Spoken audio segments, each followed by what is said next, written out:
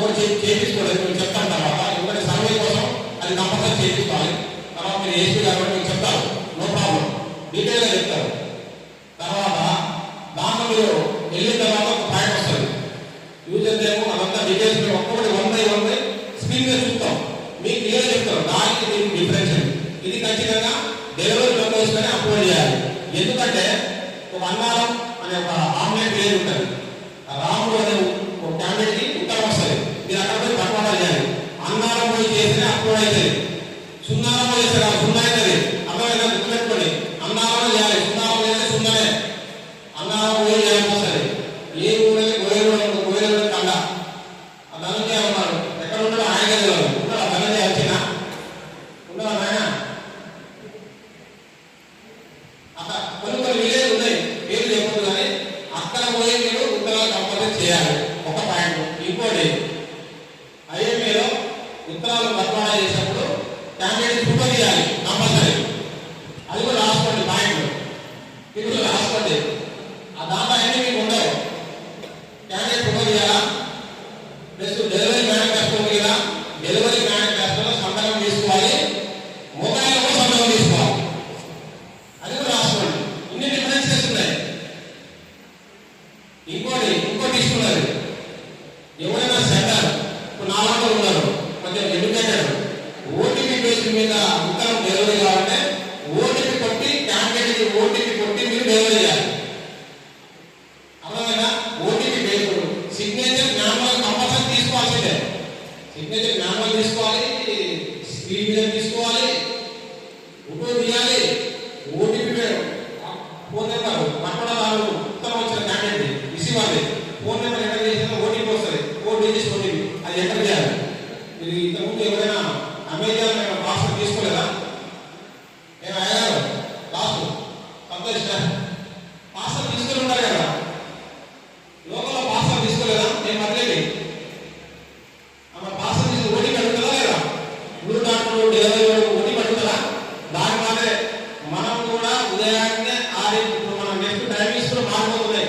Morning first letter, ఇలా letter వచ్చేది morning first letter 10 లోపు డెలివరీ కావాలి, అది మూడో డిపార్ట్మెంట్. ఇది మార్నింగ్ 10 అంటే మీకు కావాలి, నేను హెచ్చుని హెడాక్స్ వచ్చాను చెప్తున్నా. మీ క్యాబ్ వచ్చేసరికి మధ్యాహ్నం అయితే మీకు అవకాశం లేదు, మీకు వచ్చేసరికి ఎప్పుడు మధ్యాహ్నమే. 12 తర్వాత పబ్లిక్ ఎవరు ఉండరు, వాళ్ళు ఉన్నప్పుడు మనం ఉండరు, మనం ఉన్నప్పుడు వాళ్ళు ఉండరు, ఇదే మీలో ఉండేది. అంతేనా శివ? మీరు పోయేసరికి 9, వాళ్ళ పొలాలు 6కి వెళ్ళిపోతారు, మళ్ళీ వాళ్ళ పొలాలు పనులు చేసుకుని 5కి వస్తారు. మీరేం మధ్యాహ్నం కథ 1 గంటకు ఓబీసీకి రాశామా, మీరు వచ్చి చెప్పామా, నాకు ఇంటికి అయ్యా. ఎక్కడ మీ పబ్లిక్ సంబంధాలు యాడ్ ఉన్నాయి, ఓటీపీ యాడ్ చేసుకుంటారు, సంతకాలు యాడ్ చేసుకుంటారు. చూడు ఎన్ని కష్టాలు ఉన్నాయో. అందుకోసమే ఖచ్చితంగా నాకు ఇక నుంచి ప్రతి బీపీఎం కంపల్సరీ బీఓ విలేజ్ లోనే ఉండాలి, వేరే ఆప్షన్ లేదు. ఎందుకంటే ఈవినింగ్ పూటలో ఉదయంలో మార్నింగ్ 8 లోపల మనకు గ్రామస్తులు దొరుకుతారు, వాళ్ళ పొలం పనులు చేసుకుని 5 తర్వాత వస్తారు. ఊళ్ళో ఉండేవి ఈ పని అవుతుంది. మీరు వేరే వాళ్ళకి పెట్టారనుకో, వాళ్ళ ఐడి ఉంటుంది, పాస్వర్డ్ ఉంటుంది, వాళ్ళతో భారీగా అర్థమైంది కదా. కంపల్సరీ ఓటీపీ, ఫోటో, సిగ్నేచర్ ఇవన్నీ తీసుకోవాలి ఐఎంఏలో. ఇప్పుడు మీరు దర్పణ్ వాడుతుంది కదా, దర్పణ్ బదులు ఐఎంఏ ఓపెన్ చేసిన తర్వాత ఫస్ట్ డేవింగ్ చేయాలి. అంటే బ్రీఫ్ చెప్తున్నాను, డేవింగ్ చేస్తారు కదా, మళ్ళీ ఆర్టికల్ రిసీవ్ చేసుకోవాలి. ఆర్టికల్ రిసీవ్ చేసుకున్న తర్వాత బట్వాడా చేస్తాం, ఓకేనా? బట్వాడా అయిపోయిన తర్వాత ఏం చేస్తారు? ఇక ఆ రోజు జరిగిన లావాదేవీలు ఎస్బీ కానీ, ఆర్డీ కానీ, సుకన్య కానీ, టీడీ కానీ ఏదో లావాదేవీలు అయిపోయిన తర్వాత సిబిఎస్ అప్లికేషన్లో పోయి, ఇక్కడ మారింది ఒకటి, ఐఎంఏ ఒకటే, సిబిఎస్ ఇలాగే పోవాలి. సిబిఎస్ వినాయకి పాత సర్వరే, రికార్డెస్ పాత సర్వరే, పూర్వ మాత్రం ఇది పాత దర్పణ ఉండదుగా. అర్థమైంది కదా? కొంచెం సింపుల్ ఉంది. ఇళ్ళ నుంచి సిబిఎస్ పోవాలి, సిబిఎస్ పోయి క్యాష్ డిపాజిట్ చేసుకుంటారు, విత్డ్రాల్ చేసుకుంటారు.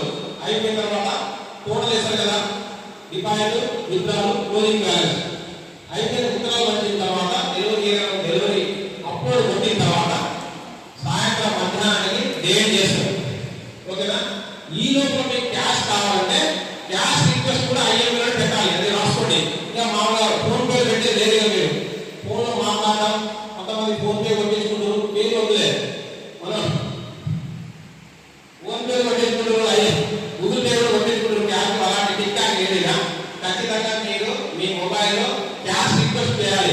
ఐఎంఎల్ మీకు 1,00,000 కావాలా 2,00,000 కావాలా క్యాష్ రిక్వెస్ట్ పెడితే ఎస్కేఎం ఎమ్మడి వెళ్ళిపోతుంది.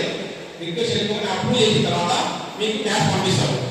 ఇంకో పాయింట్ రాసుకోండి, ఎవరైతే బీపీఎం ఏబీపీఎం డాక్ సేవ ఉన్నారో ఏబీపీఎం ద్వారా కూడా క్యాష్ పంపించచ్చు. ఇప్పుడు అర్థమైనా మీరు మీ కొన్ని శివంగా ఉన్నారు ఏబీపీఎం మీరు రాలేదా వచ్చినా అయితే ఆయన ద్వారా కూడా క్యాష్ పంపించచ్చు. ఆడ కంపల్సరీ పేరు ఎంప్లాయీ ఉన్నారు కదా యాప్ మీరు అది మన మొదటి పేరు ఏంటంటే ఎనామల్ అసలు కొట్టి ఐడి కొట్టాలి. ఐడి కొట్టిన తర్వాత ఐడి ఎస్కేఎం పోతుంది. ఎవరి డబ్బులు ఇస్తున్నాం ఏ ఎంప్లాయీ డబ్బులు ఇస్తున్నాం దాంట్లో వచ్చేసరి ఎనామల్ అసలు ఇచ్చేది అతను వచ్చి తీసుకొని మీకు ఇచ్చేస్తారు. ఇచ్చిన తర్వాత మీరు ఉంటారు పంచుతారు, అది పంచుతారు. క్యాష్ మీరు లిమిట్ 5,000 10,000 కంటే ఎక్కువ ఉంటే డైలీగా ఈసీపీ మెంబర్ జనరేట్ చేయాలి. డైలీ ఈసీపీ అంటే ఎక్సెస్ క్యాష్ బ్యాలెన్స్ మీరే జనరేట్ చేయాలి. ఏమైనా జనరేట్ చేయాలి? మాకు ఉపాధి హామీకి లేకపోతే పెన్షన్స్కి ఐపీపీకి వాటి కోసం డబ్బులు ఉంచబడాలని రాసి పంపిస్తేనే బ్యాంక్ క్లోజ్ అయితే, లేకుంటే క్లోజ్ కాదు. డైలీ ఈసీపీ మెంబర్ జనరేట్ చేయాలి తప్పనిసరిగా. ఆప్షన్ లేదు, అది జనరేట్ అయితేనే మీకు డేట్ అవుతుంది, లేకుంటే కాదు. అర్థమైనా? ఇన్ని మార్పులు ఇలా వీడియో ఒకటే కాదు, ఫోటోలు కూడా తీయాలి. ఓకే ఓకే సార్ది అయిపోతే ఈసీపీ